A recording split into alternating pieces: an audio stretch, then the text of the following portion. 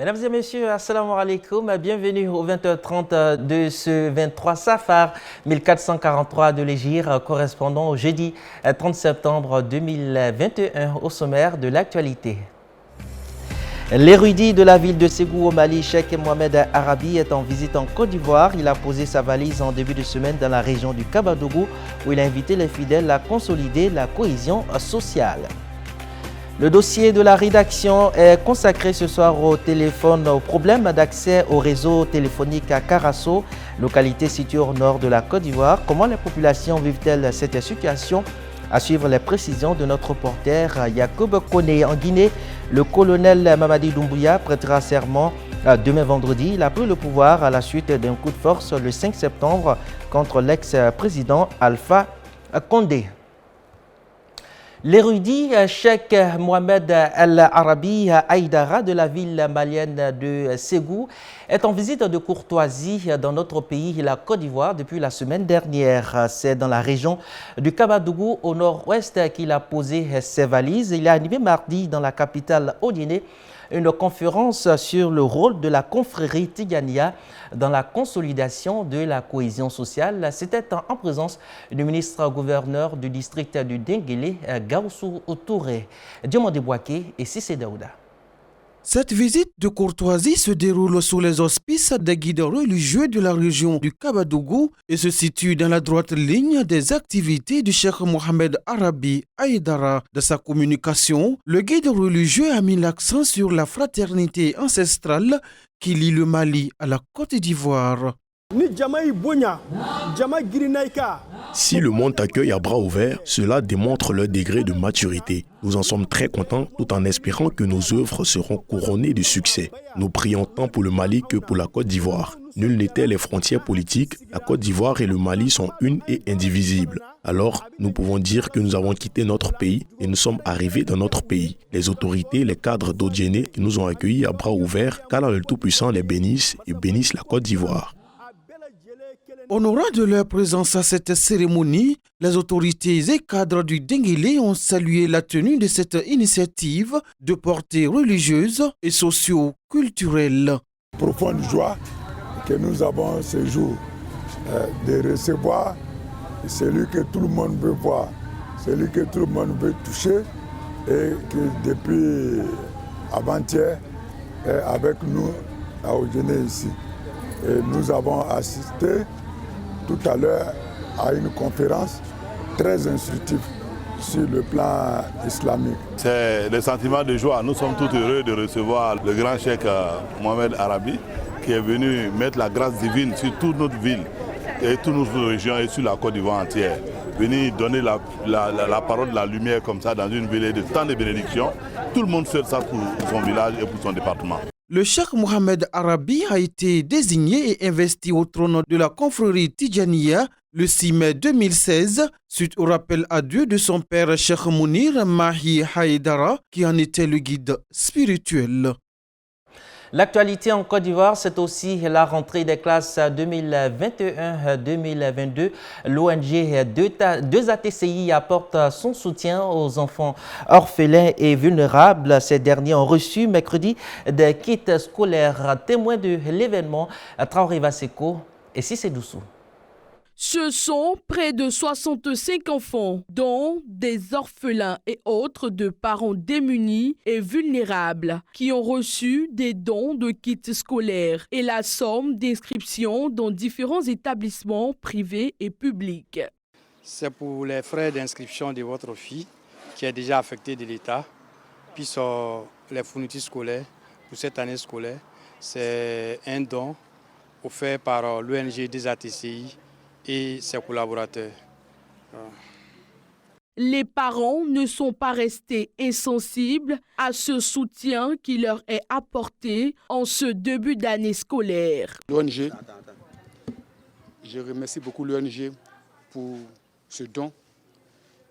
Par ma voix et la voix de tout le monde, je dis merci. Merci qu'Allah exauce les vœux de l'ONG, de la fondatrice et du fondateur. Merci et que Dieu vous bénisse.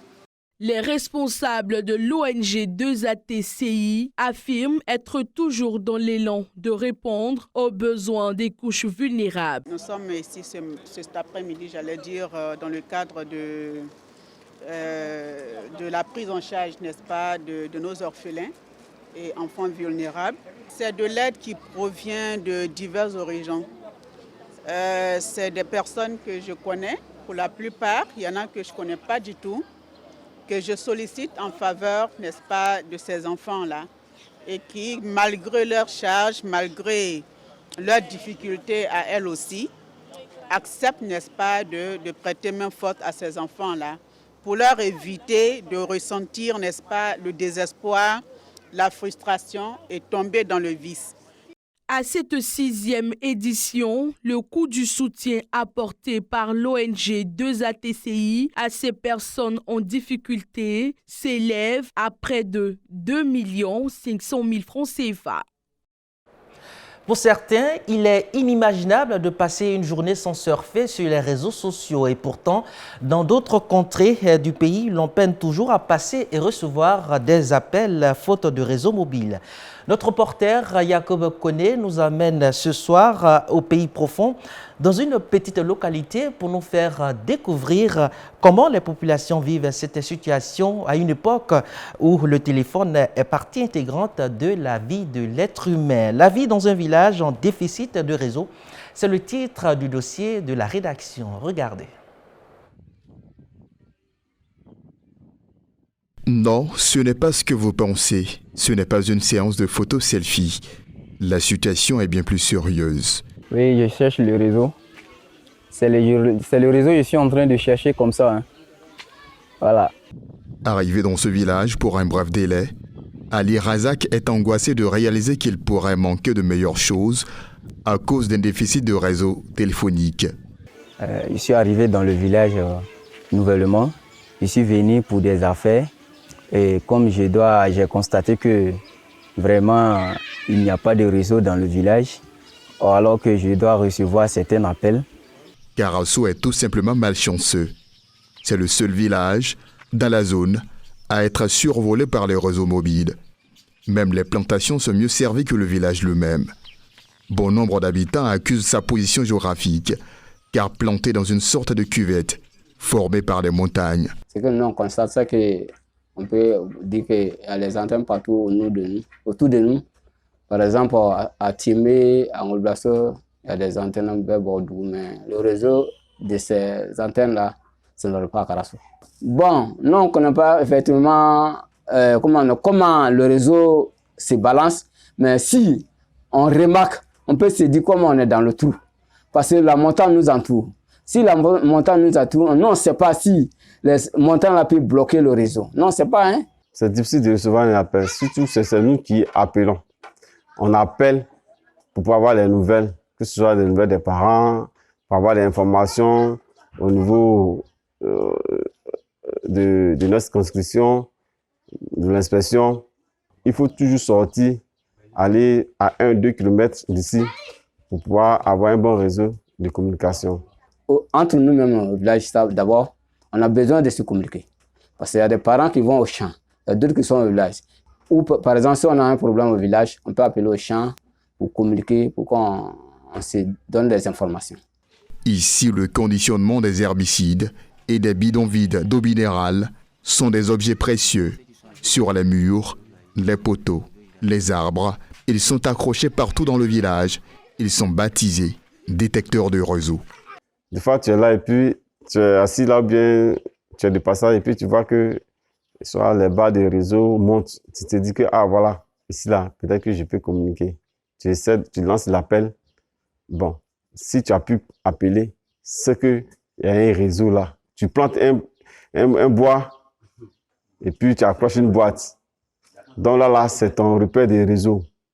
Utiliser cet outil, c'est renoncer à se mouvoir. Les utilisateurs sont condamnés à passer des heures sur les hangars dans l'espoir de capter les éventuels appels entrants. En tout cas, tu déposes ta boîte, ton portable dans la boîte.